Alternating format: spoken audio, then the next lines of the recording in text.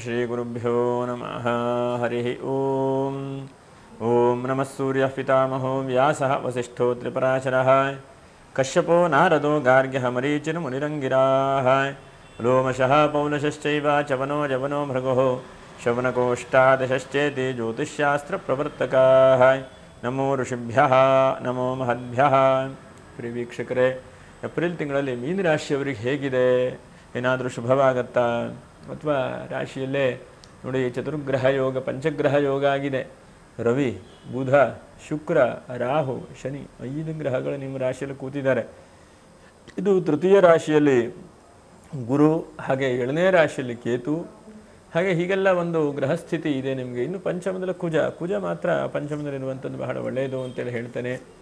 ತೃತೀಯ ರಾಶಿಗೆ ನೋಡಿ ಗುರು ಬೇರೆ ಇದ್ದಾನೆ. ಈಗೆಲ್ಲ ಒಂದು ಗುರು ಮೇಲೆ ಶನಿಯ ದೃಷ್ಟಿ ಹೀಗೆಲ್ಲ ಇದೆ. ಇನ್ನು ಪೂರ್ವಾಭಾದ್ರ ನಕ್ಷತ್ರ 4ನೇ ಪಾದ, ಉತ್ತರಾಭಾದ್ರ ನಕ್ಷತ್ರ 1, 2, 3, 4ನೇ ಪಾದ, ರೇವತಿ ನಕ್ಷತ್ರ 1 ರಿಂದ 4 ಪಾದ. ವಿಡಿಯೋ ಮುಗಿಯುವವರೆಗೂ ಕೂಡ ನೀವು ನೋಡ್ತಾ ಇರಿ. ನಕ್ಷತ್ರ ಪರಿಹಾರಗಳು ಏನು, ಏನಾದರೂ ಶುಭವಾಗ್ತದೆಯಾ ಇಂಥ ಎಲ್ಲ ವಿಷಯಗಳನ್ನು ಕೂಡ ನಾವು ಗಮನಿಸೋಣ. ನೋಡಿ, ಈ ತಿಂಗಳು ನಮಗೆ ವಿಶ್ವಾವಸು ಸಂವತ್ಸರ, ನೂತನವಾದಂಥ ಒಂದು ಸಂವತ್ಸರದ ವಸಂತ ಋತು ಚೈತ್ರ ಮಾಸ. ಇದರಲ್ಲಿ ಬರುವಂಥದ್ದು 6ನೇ ತಾರೀಕಿಗೆ ಚಾಂದ್ರಮಾಸದ ನಮಗೆ ರಾಮನವಮಿ ಇದೆ, ಪೂಜೆ ಪುನಸ್ಕಾರ ಮಾಡುವಂಥದ್ದು. 8ನೇ ತಾರೀಕಿಗೆ ಸರ್ವೇಶಾಂ ಏಕಾದಶಿ. ಇನ್ನು 12ನೇ ತಾರೀಕಿಗೆ ಚಿತ್ರಾ ಪೂರ್ಣಿಮೆ ಅಂತ ಬೆಂಗಳೂರಿನ ಕರಗ. ಹಾಗೆ ವಿಶೇಷವಾಗಿ ಸತ್ಯನಾರಾಯಣ ಸ್ವಾಮಿ ಪೂಜೆ ಮಾಡುವಂಥದ್ದು ಕೂಡ ಇದೆ. ಹಾಗೆ 13ನೇ ತಾರೀಕಿಗೆ ಮೇಷ ಸಂಕ್ರಾಂತಿ, 14ನೇ ತಾರೀಕಿಗೆ ಸೌರ ಯುಗಾದಿ, 16ಕ್ಕೆ ಸಂಕಷ್ಟರ ಚತುರ್ಥಿ, 24ಕ್ಕೆ ಸರ್ವೇಶಾಂ ಏಕಾದಶಿ, 25 ಮಹಾಪ್ರದೋಷ, 26ಕ್ಕೆ ಮಾಸ ಶಿವರಾತ್ರಿ, 27ಕ್ಕೆ ನಕ್ಷತ್ರದಿಗೆ ಅಮಾವಾಸ್ಯೆ. ಹೀಗೆಲ್ಲ ನಿಮಗೆ ಹಬ್ಬ ಹರಿದಿನಗಳು, ವಿಶೇಷವಾದಂಥ ಪುಣ್ಯತಮವಾದಂಥ ದಿವಸಗಳೆಲ್ಲ ಇದೆ.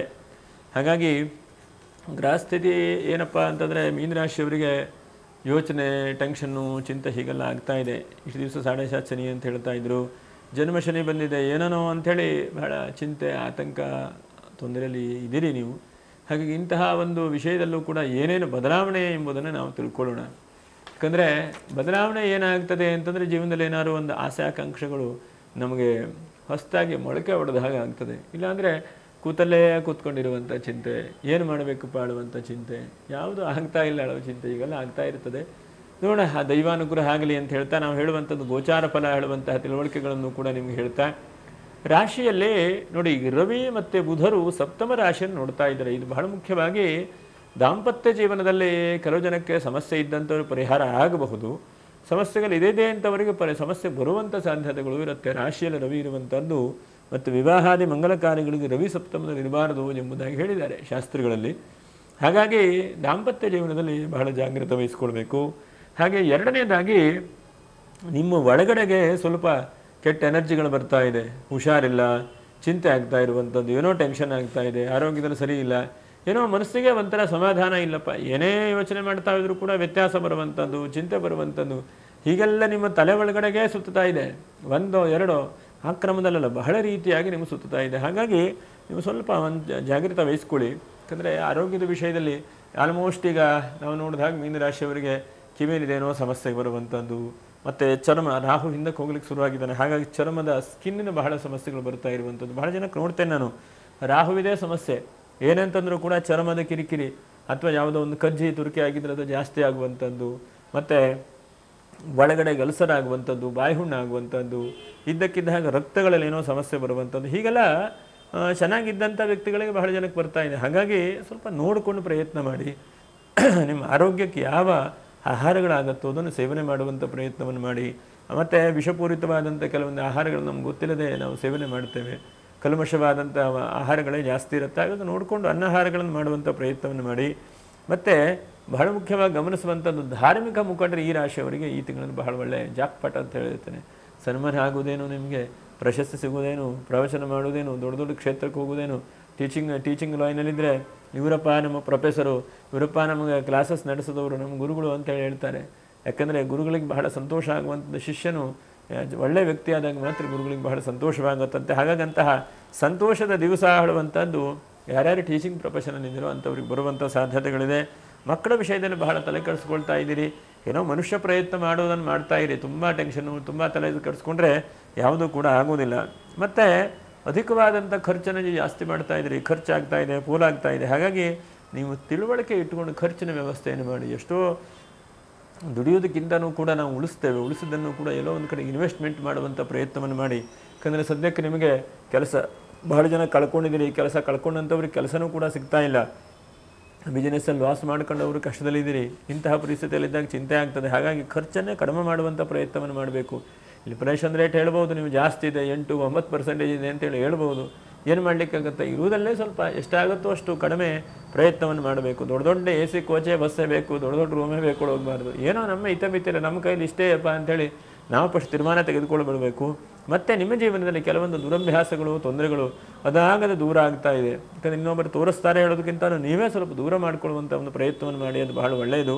ಯಾಕಂದರೆ ಎಷ್ಟೋ ಸಲ ಬಾಯಲ್ಲಿ ಕೈ ಹಾಕುವಂಥದ್ದು, ಹೀಗೆ ಕೆಲವೊಂದು ಕೆಟ್ಟ ದುರಭ್ಯಾಸಗಳಿರುತ್ತೆ. ಮನುಷ್ಯನಿಗೆ ಎಲ್ಲ ಅಭ್ಯಾಸಗಳು ಕೂಡ ರೂಢಿಯಾಗಿ ಬಂದಿರುತ್ತೆ. ಅದು ಕೆಲವು ಇನ್ನೊಬ್ಬರು ನೋಡಿ ಮಾಡ್ತಾರೆ, ಕೆಲವು ಒದಾಗದ ಬಂದಿರುತ್ತೆ. ಹಾಗಾಗಿ ನಾವು ಯಾರೂ ಕೂಡ 100% ಪರ್ಫೆಕ್ಟು ಅಂತಲ್ಲ, ನಾನು ಎಷ್ಟೋ ಒಂದು ತಪ್ಪು ಮಾಡಬಹುದು. ಹಾಗಾಗಿ ನಮ್ಮನ್ನು ನಾವು ತಿದ್ದುಕೊಳ್ತಾ ಬರಬೇಕು ಜೀವನದಲ್ಲಿ. ಅಂತಹ ತಿದ್ದುಕೊಳ್ಳುವಂಥ ಕೆಲಸವನ್ನು ರವಿ ಮಾಡ್ತಾನೆ. ನಿಮಗೆ ರಾಶಿಯಲ್ಲಿ ರವಿ ಕೂತಿದ್ದಾನೆ ನೋಡಿ, ಆ ರವಿ ಮಾಡ್ತಾನೆ ನಿಮಗೆ.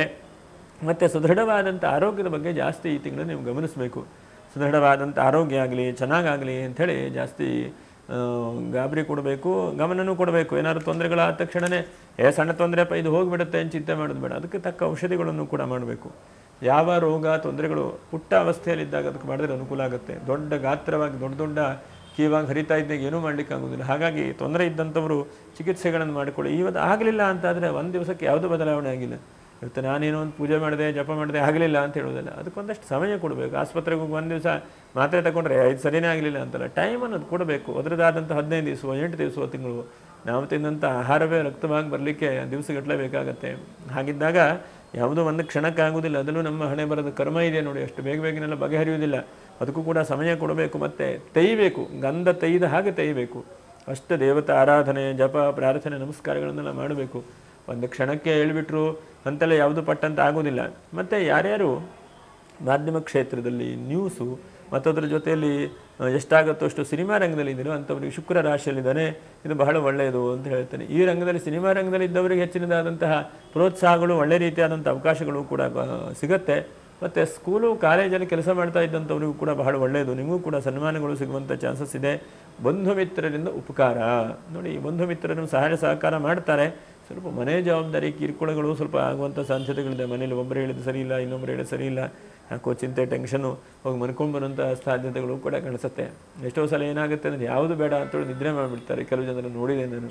ಹಾಗಾಗಿ ನಿದ್ರಾ ತಂದ್ರ ಭಯಂ ಕ್ರೋಧ ಆಲಸ್ಯಂ ದೀರ್ಘಸೂತ್ರತ ಎಂಬುದಾಗಿ ಒಂದು ಕಡೆಗೆ ಸುಭಾಷಿತಕಾರರು ಹೇಳ್ತಾರೆ. ಜಾಸ್ತಿ ಆಗ್ತದೆ ಅಂತ. ನಿದ್ರಾ ತಂದ್ರ ಅಂದರೆ ಹೀಗೆ ತೂಕಡಿಕೆ, ಭಯಂ ಅಂತಂದರೆ ಹೆದರಿಕೆ ಇದ್ದರೆ ಇನ್ನೂ ಜಾಸ್ತಿ ಹೆದರಿಕೆ ಆಗ್ತದೆ ನೋಡಿ. ಎದುರಿಸಿ ನಿಲ್ಲಬೇಕು. ಅದನ್ನು ಹೆದರ್ತಾ ಇದ್ರೆ ಇನ್ನೂ ಕೂಡ ನಮ್ಮ ಪುಕ್ಕಲತನ ಆಗ್ತದೆ. ನಿದ್ರಾ ತಂದ್ರ ಭಯ ನೋಡಿ, ತಂದ್ರ ಅಂತ ತೂಕಡಿಕೆ ಹೀಗೆ ಮಾಡ್ತಾ ಇರಿ. ಇಲ್ಲ ಒಂದು ಕಡೆಗೆ ಗೋಡೆ ಸಿಕ್ಕಿದ್ರೆ ಹೀಗೆ ನಿದ್ರೆ ಮಾಡ್ಲಿಕ್ಕೆ ನೋಡಿ, ನೀವು ಇನ್ನೂ ಜಾಸ್ತಿ ಆಗ್ತದೆ. ಬಸ್ಸಲ್ಲಿ ಹೋಗುವಾಗ ಸೀಟಿ ಹೀಗೆ ಕೂತ್ಕೊಂಡು ಒಂದು 10 ನಿಮಿಷ ನಿದ್ರೆ ಮಾಡಬೇಕು, ಮುಚ್ಕೊಂಡು ನಿದ್ರೆ ಜಾಸ್ತಿ ಆಗ್ತದೆ. ಹಾಗಾಗಿ ನಿದ್ರಾ ತಂದ್ರ ಭಯಂ ಕ್ರೋಧ, ಸಿಟ್ಟು ಜಾಸ್ತಿ ಆಗ್ತಾ ಹೋಗ್ತದೆ. ಅದು ಭಯಂ ಕ್ರೋಧ ಆಲಸ್ಯಂ ದೀರ್ಘಸೂತ್ರದ. ಇನ್ನು ಆಲಸ್ಯತನ ನಿಮಗೆ ಈಗ ರಾಶಿಗೆ ಶನಿ ಬಂದಿದ್ದಾನೆ. ಹಾಗಾಗಿ ನಿಮ್ಗೆ ಬಹಳ ಆಲಸ್ಯತನ ಬರ್ತದೆ.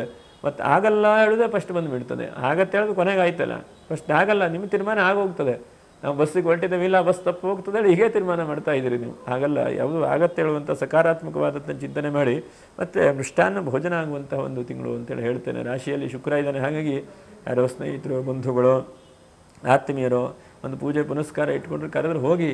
ಇಡೀ ದಿವಸ ಯಾವಾಗ ಬ್ಯುಸಿಯಾಗಿ, ಇಡೀ ದಿವಸವೂ ಕೆಲಸ ಅಂತಂದರೆ ಜೀವನದಲ್ಲಿ ಬಿಡುವು ಯಾವಾಗ ಜೀವನದಲ್ಲಿ ಅಲ್ವಾ? ಹಾಗಾಗಿ ಅದಕ್ಕೂ ಒಂದಷ್ಟು ಸಮಯ ಹಾಕಬೇಕು. ಜೀವನದಲ್ಲಿ ಎಲ್ಲವೂ ಕೂಡ ಬಹಳ ಮುಖ್ಯ ಜೀವನದಲ್ಲಿ. ಯಾಕಂದರೆ ಮನುಷ್ಯನ ವೈಯಕ್ತಿಕವಾದಂಥ ಜೀವನವೂ ಮುಖ್ಯ, ಗೌರವವೂ ಮುಖ್ಯ, ಹಣವೂ ಮುಖ್ಯ. ಹಾಗೆ ಎಲ್ಲದಕ್ಕೂ ಎಷ್ಟೆಷ್ಟು ಸಮಯ ಹಾಕಬೇಕು ಅಷ್ಟೆಷ್ಟು ಸಮಯ ಹಾಕಬೇಕು. ಎಲ್ಲವನ್ನು ಮಾಡ್ಕೊಂಡು ಕೊನೆಗೆ ಏನಪ್ಪ ಪ್ರಯೋಜನ? ಹಾಗೆ ಒಬ್ಬರಿಗೆ ಕೇಳ್ತಾ ಇದ್ದೆ ನಾನು, ಹಿಂದಿಲ್ಲ ಮುಂದಿಲ್ಲ. ಅವರು 24 ಗಂಟೆ ಶ್ರಮ ಪಡ್ತಾರೆ, ಮುಂದೇನಪ್ಪ ಅಂತ ಕೇಳಿದ್ರೆ ಯಾರಿಗೆ ಗೊತ್ತು ಸ್ವಾಮಿ ಅಂದರು. ಹಾಗೆ ಆ ಥರ ಆಗಬಾರ್ದು. ನಮ್ಮ ಉದ್ದೇಶ ಹೇಳುವಂಥದ್ದು ಕೊನೆಗೆ ಏನು ಹೇಳುವಂಥ ಉದ್ದೇಶ ಇರಬೇಕು. ನಾವು ಎಲ್ಲಿ ಹೋಗಿ ತಲುಪಬೇಕು ಹೇಳುವಂತಹ ದಾರಿಯೇ ನಮಗೆ ಗೊತ್ತಿಲ್ಲ ಅಂತಂದರೆ ಸುಮ್ಮನೆ ನಾವು ಹೊರಟಿದ್ದೇವೆ ಅಂತಂದ್ರೆ ಏನು ಪ್ರಯೋಜನ ಏನು? ಹಾಗಾಗಿ ಎಲ್ಲಿ ಹೋಗಿ ತಲುಪಬೇಕು, ಎಷ್ಟು ಡಿಸ್ಟೆನ್ಸ್ ಆಗುತ್ತೆ, ಡ್ಯೂರೇಷನ್ ಎಷ್ಟಾಗುತ್ತೆ ಹೇಳಿ ನೋಡಿಕೊಂಡು ಮುಂದಿನ ಮನುಷ್ಯ ಪ್ರಯತ್ನ ಮಾಡಬೇಕು. ಸಾಮಾನ್ಯವಾದಂಥ ಜ್ಞಾನ. ಮತ್ತು ಈ ತಿಂಗಳಲ್ಲಿ ಸ್ವಲ್ಪ ಕೆಟ್ಟ ಕನಸು ಬರುವಂಥ ಸಾಧ್ಯತೆಗಳಿದೆ. ಕೆಟ್ಟ ಕನಸು ಕಾಳುವಂಥದ್ದು ಏನೋ ಒಂದು ಹಂತಕ್ಕೆ, ಯಾಕೆ ಶಕುನನೇ ಸರಿ ಇಲ್ಲ ಅಂಥೇಳಿ. ಹಾಗಾಗಿ ಕೆಟ್ಟ ಕನಸು ಕೆಲವೊಂದು ಸಲ ನಮಗೆ ಪಿತ್ತಕ್ಕೂ ಕೂಡ ಕಾಣ್ತದೆ. ಹಾಗಾಗಿ ಅದನ್ನೇ ಜಾಸ್ತಿ ಅಂದ್ಕೊಳ್ಳುವಂಥದ್ದಲ್ಲ. ಶಕುನ ಅಂದರೆ ಶಕುನ ಶಾಸ್ತ್ರದ ಪ್ರಕಾರವಾಗಿ ನೋಡಬೇಕು. ನೀವು ಯಾವುದೊಂದು ಶಕುನ ಸರಿ ಇಲ್ಲ ಅಂಥೇಳಿ ಒಳ್ಳೆಯ ಸಂಬಂಧ ಮೊನ್ನೆ ಒಬ್ಬರೇ ನೋಡಿ ಎಲ್ಲವೂ ಸರಿಯಾಗಿತ್ತು, ಯಾವುದು ಶಕುನ ಸರಿ ಇಲ್ಲ ಅಂತೇಳಿ ಬಿಟ್ಟುಬಿಟ್ಟಂತೆ. ಹಾಗಾಗಿ ಎಲ್ಲ ಶಕುನವನ್ನು ಕೂಡ ನಾವು ನೋಡ್ತಾ ಇರಬಾರ್ದು. ಮನುಷ್ಯನ ಜೀವನದಲ್ಲಿ ಕೆಲವೊಂದಷ್ಟಕ್ಕೆ ಆದ್ಯತೆ ಕೊಡಬೇಕು. ನೋಡಿ, ಶಾಸ್ತ್ರಗಳ ರೀತಿಯಲ್ಲಿ ಹೇಳ್ತದೆ, ನಾವು ಒಂದು ಹೊರಟಿದ್ದೇವೆ, ಒಂದು ಕಲ್ಲು ಬಿಸಾಕಿದ್ರೆ ಆನೆ ಮೇಲೆ ನಿಂತ್ಕೊಂಡು ಕಲ್ಲು ಬಿಸಾಕಿದ್ರೆ ಎಷ್ಟು ದೂರ ಹೋಗಿ ಆ ಕಲ್ಲು ಬೀಳಲಿಕ್ಕೆ ಸಾಧ್ಯ ಇದೆ. ಅಲ್ಲಿಯವರೆಗೆ ನಾವು ಪ್ರಯಾಣದ ಶಕುನವನ್ನು ನೋಡಬೇಕು. ನಾವು ರೋಡಲ್ಲಿ ಹೋಗಿತ್ತಾಗಿತ್ತ ಮಧ್ಯಾಹ್ನ ಒಂದು ಬೆಕ್ಕು ಅಡ್ಡೋದ್ರೆ ನೋಡೋದು, ಅದೆಲ್ಲ ಶಕುನ ಶಾಸ್ತ್ರ ಹೇಳೋದು. ಶಕುನ ಶಾಸ್ತ್ರ ನೀವು ಉದಾಹರಣೆಗೆಲ್ಲ ಒಂದು ಕಡೆ ನಿಮ್ಮ ಮನೆ ಇದೆ, ಉತ್ತರಳ್ಳಿ ಅಂತಲೇ ಇಟ್ಕೊಳ್ಳೆಲ್ಲ ಒಂದು ಕಡೆ ಮನೆ ಇದೆ, ಮನೆಯಿಂದ ಹೊರಗಡೆ ಹೊರಡ್ತೀರಿ. ಹೊರಟ ತಕ್ಷಣವೇ ಆನೆ ಮೇಲೆ ನಿಂತ್ಕೊಂಡು ಕಲ್ಲು ಬಿಸಾಕಿದ್ರೆ ಎಷ್ಟು ದೂರ ಹೋಗ್ಬೋದು? ಐರಾವತದ ಮೇಲೆ ನಿಂತ್ಕೊಂಡು ಬಿಸಾಕಿದ್ರೆ ಏನೋ ನಮ್ಮ ಕಣ್ಣಿಗೆ ಕಾಣೋಷ್ಟು ದೂರ ಹೋಗಬಹುದು, 1 ಕ್ರಾಸೋ 2 ಕ್ರಾಸೋ ಹೋಗ್ಬೋದು ಅಂತ ಇಟ್ಕೊಳ್ಳೋಣ. ಅಲ್ಲಿವರೆಗೆ ಹೋದಾಗ ಮಾತ್ರ ನಾವು ಶಕುನ ನೋಡಬೇಕು. ಎಷ್ಟೋ ಹೊತ್ತಿಗೆ ಮೊನ್ನೆ ಒಬ್ಬರು ಅದೇ ಹೇಳಿದ್ರು, ಧರ್ಮಸ್ಥಳಕ್ಕೆ ಹೋಗ್ತಾ ಇದ್ದಾನೆ ಸ್ವಾಮಿ, ಬೆಕ್ಕು ಅಡ್ಡ ಬಂತು, ಏನು ಮಾಡಲಿ ಅಂತ ಕೇಳಿದ್ರು. ಬೆಕ್ಕು ಅಡ್ಡ ಬಂತು ಅಂದರೆ ಬರ್ತಾ ಇರ್ತದೆ, ಬೆಕ್ಕು ಪ್ರಾಣಿಗಳೆಲ್ಲ ಓಡಾಡ್ತಾ ರೋಡಲ್ಲಿ, ಅದೆಲ್ಲ ನಾವು ಚಿಂತೆ ಮಾಡೋದಲ್ಲ. ಶಕುನ ಶಾಸ್ತ್ರ ಏನು ಹೇಳ್ತದೆಯೋ ಅಷ್ಟೇ ಮಾಡಬೇಕು. ಮೊನ್ನೆ ಒಂದು ಚೋಲ್ಟ್ರಿಗೆ ಮದುವೆಗೆ ಹೋಗಿದ್ದಾರೆ, ರಾಹುಕಾಲ ಹೋಗಲೋ ಬೇಡಲೋ ಕೇಳಿದ್ರು. ನಾಳೆ ರಾಹುಕಾಲ ನೋಡೋದು ಯಾವುದಕ್ಕೆ? ಹೀಗೆ ನಾವು ಸರಿಯಾದಂಥ ವಿಮರ್ಶೆ ಮಾಡಿಕೊಂಡು ಶಾಸ್ತ್ರೀಯವಾದಂಥ ಪದ್ಧತಿಗಳಿದೆಯೋ ಅಷ್ಟೇ ಆಚರಣೆ ಮಾಡಬೇಕೇ ಬಿಟ್ಟರೆ, ನಾವು ಪ್ರಯಾಣಕ್ಕೆ ದೂರಕ್ಕೆ ಹೋಗುವಾಗ ನನ್ನೆಲ್ಲ ನೋಡಬೇಕು. ನೀವು ಚೋಲ್ಟ್ರಿಗೆ ಹೋಗಿದ್ದೇವೆ, ಚೋಲ್ಟ್ರಿ ಒಳಗಡೆ ಕಾಲಿಡ್ಲಿಕ್ಕೆಲ್ಲ ನೋಡಬೇಕಾಗಲಿಲ್ಲ. ಹಾಗಾಗಿ ಕೆಲವೊಂದು ನಮ್ಮನ್ನು ನಾವು ಬಹಳ ರೀತಿಯಲ್ಲಿ ತಿದ್ದಬೇಕಾದಂಥ ಅವಶ್ಯಕತೆಗಳಿದೆ. ಹಾಗೆ ಎಲ್ಲವನ್ನೂ ಕೂಡ ನೋಡ್ತಾ ಕೂತ್ಕೊಳ್ಳುವಂಥದ್ದಲ್ಲ. ಯಾವುದಕ್ಕೆ ಎಷ್ಟು ನೋಡಬೇಕು, ನೋಡೋದು ಬೇಡ ಅಂತಲ್ಲ. ಮುಹೂರ್ತಗಳು ಬಹಳ ಮುಖ್ಯವಾದಂಥದ್ದು. ಮುಹೂರ್ತಾನ ಮುಹೂರ್ತ ನಿಮೇಷಾಸ್ತುಟಿಭಿಸ್ಸಹ ವೇದಗಳಲ್ಲಿ ಹೇಳ್ತದೆ. ವರನ್ನ ಮುಹೂರ್ತದಲ್ಲಿ ಯಾವ್ಯಾವ ಕೆಲಸವನ್ನು ಮಾಡಬೇಕು ಆ ಕೆಲಸವನ್ನು ಮಾಡಿದರೆ ಆ ಮುಹೂರ್ತ ಫಲಗಳು ಅನಂತವಾದಂಥ ರೀತಿಯಲ್ಲಿ ಕೊಡುತ್ತೆ ಎಂಬುದಾಗಿ ಶಾಸ್ತ್ರ ಹೇಳ್ತದೆ. ಮುಹೂರ್ತಗಳನ್ನೆಲ್ಲ 2 ತಾಸು 3 ತಾಸು 1 ತಾಸೆಲ್ಲ ಮುಹೂರ್ತ ಇಲ್ಲ. 4 ನಿಮಿಷವೋ 8 ನಿಮಿಷವೋ ಅದರದ ನಾವು ಸರಿಯಾದಂಥ ತೀರ್ಮಾನ ತೆಗೆದುಕೊಂಡು ಆ ಮುಹೂರ್ತದಲ್ಲೇ ನಾವು ಮಾಡಬೇಕು. 8:15 9:00 ಮುಹೂರ್ತ ಹಾಗಲ್ಲ. ಒಂದು ಎಷ್ಟಿದೆಯೋ 4 ನಿಮಿಷವೋ 8 ನಿಮಿಷವೋ 12 ನಿಮಿಷವೋ ಅಷ್ಟಲ್ಲೇ ಒಂದು ಮುಹೂರ್ತ ಇಟ್ಕೊಳ್ಬೇಕು. 24 ನಿಮಿಷದ ಒಳಗಡೆಗೆ ಆ ಮುಹೂರ್ತದ ಸಮಯವನ್ನು ನಿಗದಿ ಮಾಡಬೇಕು. ಅದನ್ನು ಯಾವ ನವಾಂಶಕ್ಕೆ ಬರುತ್ತೆ ಇದೆಲ್ಲ ನೋಡ್ಕೊಳ್ಬೇಕು. ಒಂದು ಮುಹೂರ್ತ ಇಟ್ಕೊಳ್ಬೇಕು ಅಂತ ಸುಲಭ ಅಲ್ಲ. ಹಾಗಾಗಿ ಇದೆಲ್ಲ ಬಹಳ ಜ್ಞಾನದಿಂದ ಕಂಡುಹಿಡಬೇಕು. ನೀವು ಪ್ರಯತ್ನಗಳನ್ನು ಜಾಸ್ತಿ ಮಾಡ್ತಾ ಇರಿ. ಎಲ್ಲವನ್ನೂ ಕೂಡ ಆ ಥರ ಮೂಢನಂಬಿಕೆಗಳ ಕಡೆಗೆ ಜಾಸ್ತಿ ಹೋಗೋದಕ್ಕಿಂತ ಆದಷ್ಟು ಶಾಸ್ತ್ರಗಳಲ್ಲಿ ಏನೇನು ಹೇಳ್ತದೆ, ಸರಿಯಾದಂಥ ಪದ್ಧತಿ ಏನು, ಆ ನಿಯಮವನ್ನು ಮಾಡಬೇಕು. ಎಲ್ಲವನ್ನೂ ಕೂಡ ಮಾಡ್ತಾ ಹೋಗುವಂಥದ್ದಲ್ಲ. ಯಾಕಂದರೆ ಏನಾಗ್ತಾ ಇದೆ, ಮೀನರಾಶಿಯವರಿಗೆ ಇದು ಏನಕ್ಕೆ ಹೇಳಿದೆ ಕೇಳಿದ್ರೆ, ನಿಮ್ಮ ತಲೆ ಒಳಗಡೆ ಏನೇನೋ ಒಂದಷ್ಟು ಬರ್ತಾ ಇದೆ. ಒಟ್ಟು ಏನೋ ಒಂದು ಮಾಡ್ತಾ ಇರುವಂಥ ನಿಮ್ಮ ಮನಸ್ಸಿಗೆ ಏನು ತೋಚುತ್ತದೆ ಅದೇ. ಹಾಗಲ್ಲ. ಆರ್ಷತ್ವಾತ್ ಸಾಧು, ಹಿರಿಯರು ಏನು ಹೇಳ್ತಾರೋ, ಪ್ರಾಜ್ಞನೇನು ಹೇಳ್ತಾರೋ, ಗ್ರಂಥಗಳನ್ನು ಏನು ಹೇಳ್ತಾರೋ, ಆಚರಣೆಯಲ್ಲಿ ಏನೇನು ಮಾಡ್ಕೊಂಬಂದಿದ್ದಾರೋ ಅದಷ್ಟೇ ಸರಿಯಾಗಿ ತಿಳ್ಕೊಳ್ಬೇಕು. ಮತ್ತು ಒಳ್ಳೆಯ ವ್ಯಕ್ತಿಗಳಿಂದ ನಿಮಗೆ ಆದರದ ಸನ್ಮಾನಗಳು ಸಿಗುವಂಥ ಚಾನ್ಸಸ್ಸು ಕೂಡ ಇದೆ.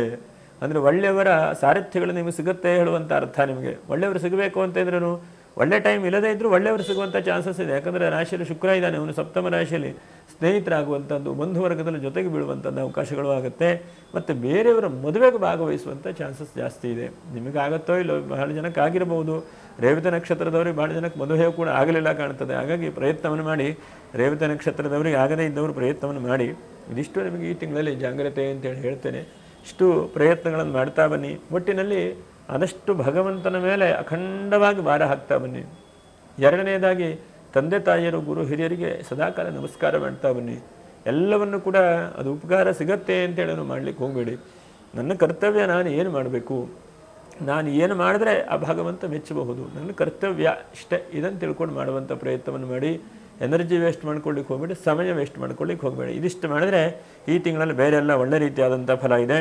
ಪೂರ್ವಾಭಾದ್ರ ನಕ್ಷತ್ರ ಬಹಳ ಮುಖ್ಯವಾಗಿ 12ನೇ ತಾರೀಕಿಗೆ ಸಾಧ್ಯ ಆದರೂ ಒಂದು ಸತ್ಯನಾರಾಯಣ ಸ್ವಾಮಿ ಪೂಜೆ ಏನಾದರೂ ಒಂದು ಮಾಡ್ತಾ ಇದ್ದಾರೆ ಅಂತಂದ್ರಲ್ಲಿ ಹೋಗಿ ನೀವು ಒಂದು ಸಂಕಲ್ಪ ಸೇವೆ ಮಾಡಿಸಿ, ಬಹಳ ಒಳ್ಳೆಯದು. ಪೂರ್ವಭಾದ್ರ ನಕ್ಷತ್ರ, ಉತ್ತರಾಭಾದ್ರ ನಕ್ಷತ್ರ ವಿಷ್ಣು ಸಹಸ್ರನಾಮ ಒಂದೇ. ವಿಷ್ಣು ಸಹಸ್ರನಾಮ ಮರೆಯದೇ ಹೇಳಿ. ರೇವತಿ ನಕ್ಷತ್ರದವರು ಗೋ ಸೇವೆ ಮಾಡಿ, ಎಷ್ಟಾಗುತ್ತೋ ಅಷ್ಟು ಗೋ ಸೇವೆ ಮಾಡಿ ಪ್ರಾರ್ಥನೆ ನಮಸ್ಕಾರಗಳನ್ನು ಮಾಡ್ತಾ ಬನ್ನಿ. ಇದಿಷ್ಟು ಮಾಡಿದ್ರೆ ಭಗವಂತ ನಡೆಸ್ತಾನೆ, ಬೇರೆ ಏನೂ ತೊಂದರೆ ಇಲ್ಲ. ಧೈರ್ಯದಿಂದ ಇರಿ, ಭಗವಂತನ ಮೇಲೆ ಭಾರ ಹಾಕ್ತಾ ಮುಂದೆ ಹೋಗಿ. ಮುಂದಿನ ವೇಳೆಯಲ್ಲಿ ಭೇಟಿ ಮಾಡೋಣ. ನಮಸ್ಕಾರ. ಲೋಕಾ ಸಮಸ್ತ ಸುಖಿನೋ ಭವಂತು. ನಮಸ್ಕಾರ.